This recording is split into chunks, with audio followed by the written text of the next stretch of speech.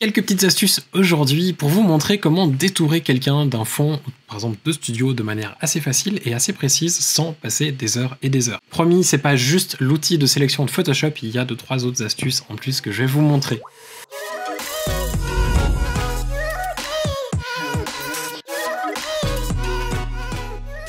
Je vous ai déjà fait des vidéos sur le détourage, je vous ai déjà montré comment détourer les cheveux, comment changer la couleur d'un fond, je vous ai montré aussi comment faire des masques de luminosité. Et là vous êtes en train de vous dire mais pourquoi il me parle de masques de luminosité alors qu'on va parler de sélection? Parce qu'en fait on va combiner un petit peu tout ce qu'on a vu jusqu'à maintenant pour améliorer notre sélection et en faire un masque presque parfait, sans avoir besoin de faire grand chose manuellement. On passe sur mon écran, comme ça je vais vous montrer comment faire tout ça. Ici on va commencer par faire commande ou CTRL J si vous avez qu'un seul calque, ou alors commande majuscule, commande Alt majuscule E si vous en avez plusieurs, ce qui va faire un calque fusionné de ce que l'on a actuellement. On va ensuite, à partir de là, faire un calque noir et blanc. Ce que je vais faire ici, parce qu'on veut finalement séparer notre sujet du fond, le fond est plus clair, les cheveux sont plus foncés, donc on va essayer de rendre finalement tout ce que l'on veut très foncé et ce que l'on ne veut pas blanc, ou l'inverse. Ici je vais plutôt partir sur l'idée de faire ce que je veux en noir, ce sera plus simple avec ses cheveux, et le reste je vais le passer en blanc. On va donc commencer pour faire cela par faire un nouveau calque ici de couleur unie. On va le mettre blanc, donc 0, 0 et 100, et ensuite on va le passer en mode de fusion couleur. On a maintenant une photo en noir et blanc. On va le renommer, on va appeler ça NB pour noir et blanc. Là on a déjà une sélection qui est pas trop mal parce que notre fond il est assez clair. Dans certains cas, le fond pourrait être plus foncé, du coup, cette première sélection ne serait pas forcément autant bonne. Du moment où on a ça, on va donc cliquer sur calque 1, on va cliquer sur réglage, créer un nouveau calque de réglage, on va faire une courbe. On va ici, dans la courbe, essayer de faire quelque chose de beaucoup plus contrasté pour séparer les éléments.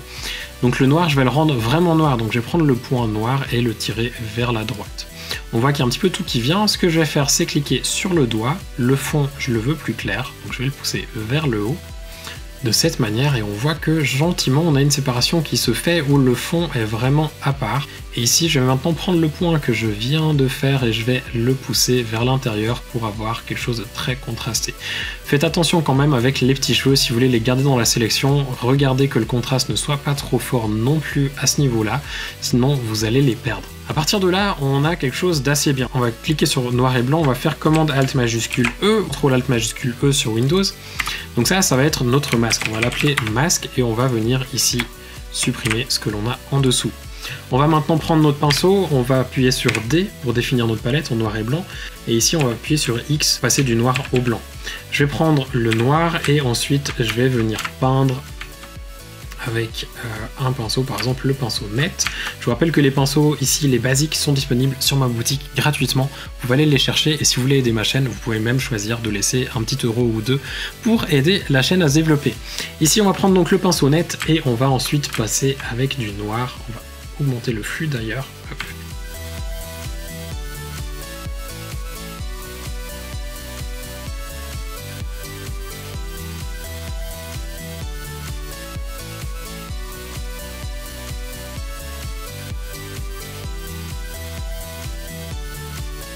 A noter que si vous avez une tablette graphique, c'est beaucoup plus pratique à faire ce genre de petits dessins de détourage.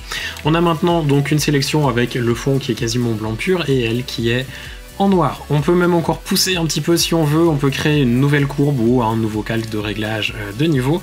Je vais prendre ici, on va changer, on va employer un niveau pour la peine, comme ça varie un petit peu les plaisirs. On va pousser le blanc à l'intérieur pour blanchir encore un peu plus. On va essayer de regarder avec celui du milieu ce que l'on arrive à faire. Là, ça paraît pas trop mal.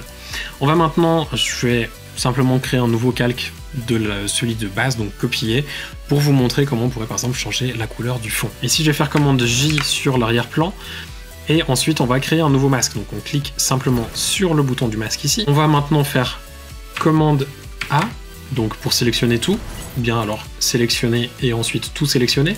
Vous cliquez ensuite sur le calque actif, commande ou CTRL C.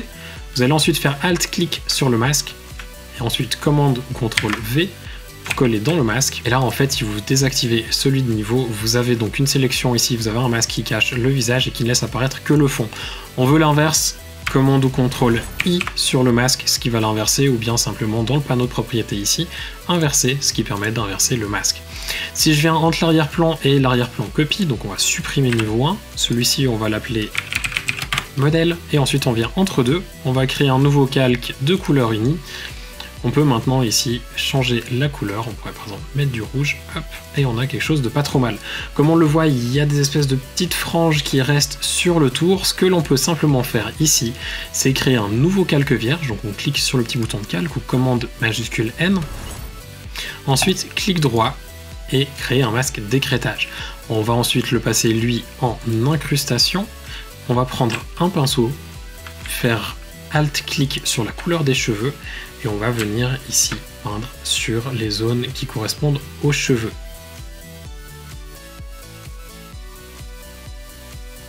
Quand vous avez peint sur les cheveux, vous pouvez simplement ajuster l'opacité ou alors passer en lumière tamisée si c'est trop fort. Je vais laisser en incrustation, mais je vais diminuer un petit peu l'opacité pour que ça ait l'air un petit peu plus naturel. Si vous vous rendez compte comme ici que le rendu n'est pas forcément génial, essayez déjà de remonter l'opacité et ensuite de changer le mode de fusion. Par exemple ici, lumière vive fait un bien meilleur travail sur le fond de cette couleur.